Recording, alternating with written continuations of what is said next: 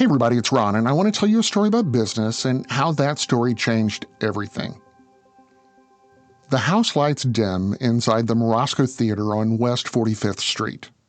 It's March 24th, 1955. Outside, taxis slide through midtown traffic. Inside, the air feels heavy with perfume and cigarette smoke and expectation. Programs are rustling and seats are creaking. A few latecomers shuffle down the aisle. A middle-aged woman sitting in the balcony smooths her gloves over her lap. Her husband leans back beside her, setting the stage, and the first act gives way to the second. They've already watched the tension build, the plantation family circling around an inheritance, Brick drinking, Maggie fighting for control of a future that feels like it's slipping away, lies hovering over everything like humidity in the Mississippi Delta. And here's Big Daddy. He's played by Burl Ives, already famous as a folk singer, already a commanding presence. Years from now, many Americans will recognize his voice from a holiday tradition, Rudolph the Red-Nosed Reindeer. But tonight, he's the patriarch of a Southern fortune, blunt and unfiltered. As he steps forward into the light, he says, "You can be young without money, but you can't be old without it."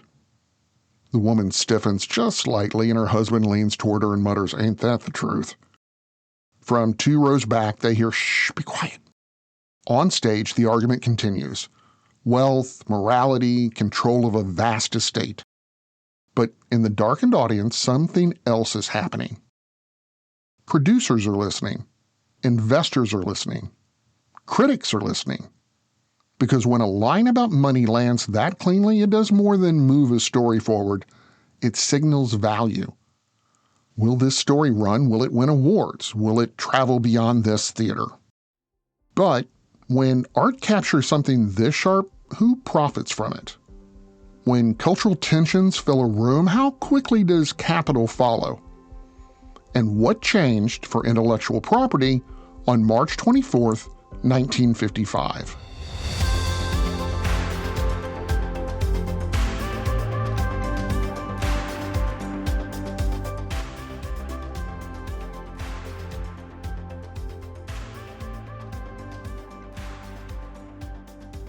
To understand how all this moves forward, you have to understand that by 1955, Broadway wasn't just an artistic community, it was an investment ecosystem. Producing a play required backers, often dozens of them, each contributing capital in exchange for a share of future profits. The Morosco Theater didn't fill itself. Advertising had to be purchased, actors had to be contracted, stage crews were paid weekly whether tickets covered the expense or not. So when Tennessee Williams prepared Cat on a Hot Tin Roof, investors were not betting on abstract beauty. They were betting on audience demand. Williams had already proven himself. A Streetcar Named Desire had been a major success earlier in the decade. That track record mattered.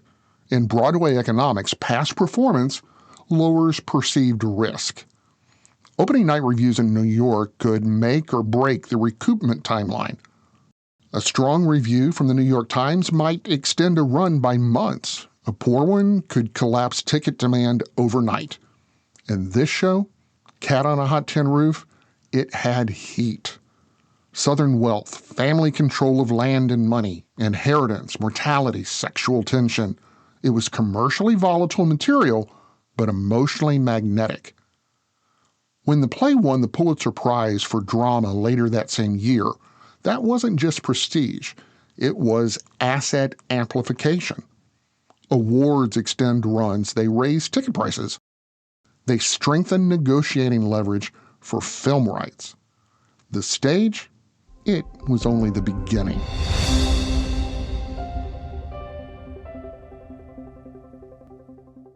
Retirement can be scary, but only if you're not prepared.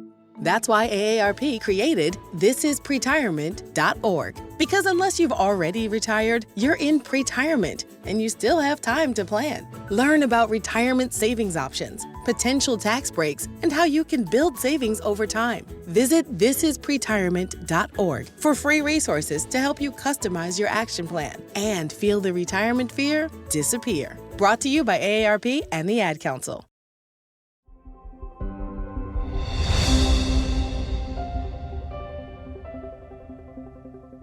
Success on Broadway doesn't just mean longer lines at the box office.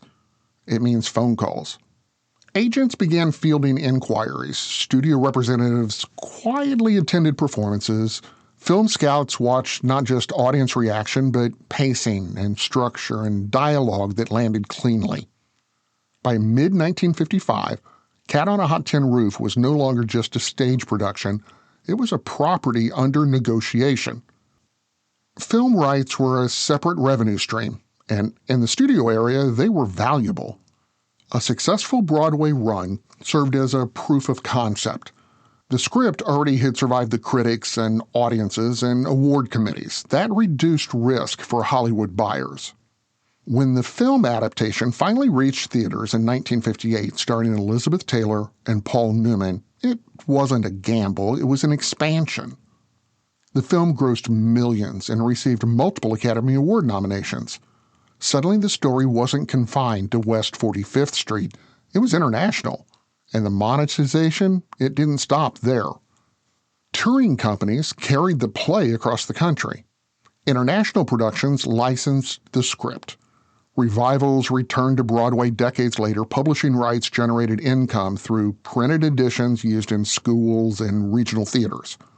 What had begun as dialogue in a theater had become layered intellectual property, not just art, an asset with multiple markets.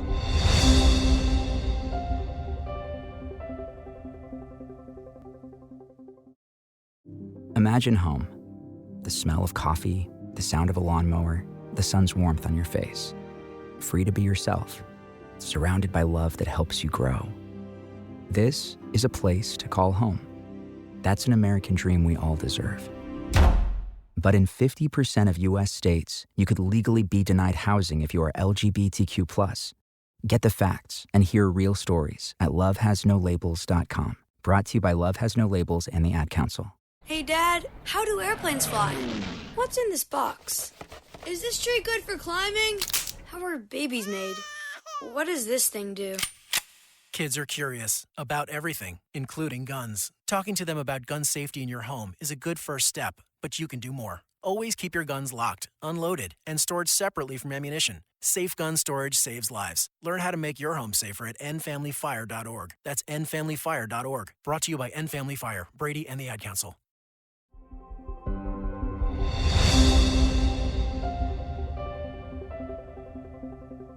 What makes March 24th, 1955 significant isn't that cross-media adaptation began that night. It's that the machine was working. Broadway functioned as an incubator. Hollywood functioned as a multiplier. Awards functioned as validation. Touring productions created recurring revenue, and publishing created classroom and regional licensing streams. The system compounded. When MGM released the 1958 film adaptation, it didn't need to sweep the Academy Awards to succeed.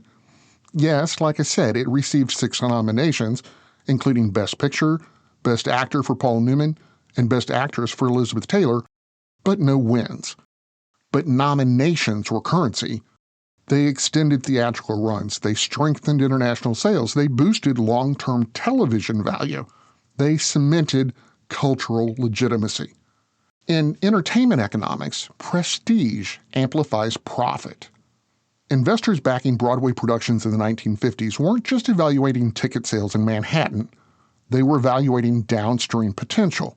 Film contracts with a studio like MGM, touring rights, revival viability, longevity. In modern language, this is what we call intellectual property strategy. Today, studios mine stage hits, novels, comics, and streaming originals for franchise potential.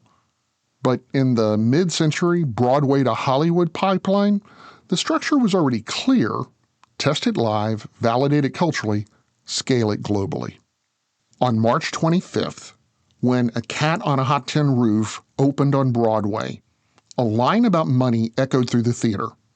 Within years, that line was projected onto screens worldwide. Art had become asset, and Broadway had learned to compound it.